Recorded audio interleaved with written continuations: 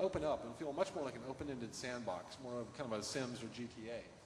And so these also, as you're playing each of these meta games, they dive down into the earlier games, so you kind of learn the dynamics of the world at all these different scales that you can now kind of play with in the space game depending on what you want to do. So I want to introduce you to Jenna Chalmers now and just run through, in fact, kind of a lot of her documentation early on of the way the space game was designed. Now, some of the stuff she's going to talk about is stuff that made it in the game or didn't, but you'll get some sense of kind of how she structured this design task.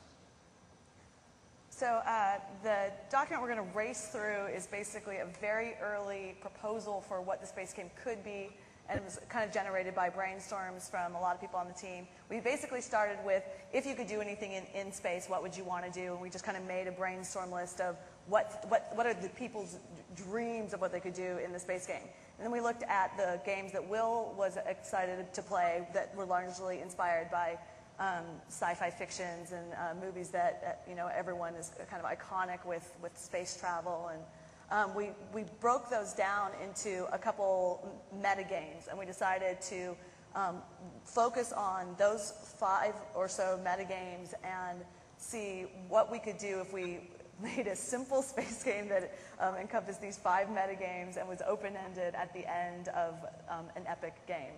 So we took kind of those core games and we broke down the tools that you would use in those games, and we tried to figure out where we had our biggest bang for buck, and we made a very simple, this is artwork, you made a very simple flow chart of the metagames leading to rewards, and just made a very basic cycle to start the core of our space game from. And basically, you would, like in this flowchart, you would take the rewards that you earn from these metagames, and then you would reinvest them in the UFO to get better tools. It would enable you to play new metagames, which now start giving you things like missions or specials, etc.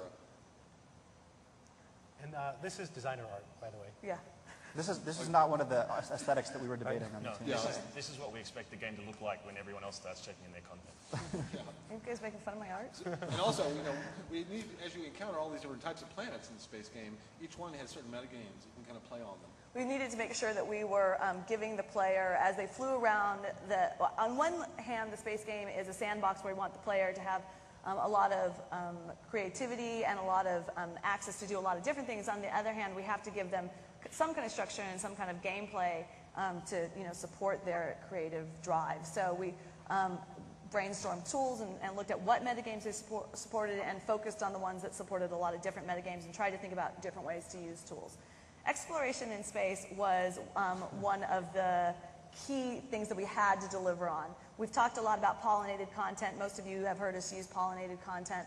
The player is exposed to that pollinated content from the creature game on up, but they don't really get a sense of the scope of what is out there until they're in the space game. They're just living on their own planet. They see the other creatures. They see some content in the catalogs, but they don't see, it's at the space level where they have hundreds of thousands of planets that they're visiting, that they're seeing vastly different animals than anything they've seen before. They're seeing vehicles and buildings and aesthetics that may be like nothing that was on the home world that they grew their baby character on. So it was very important that the space game deliver this exploration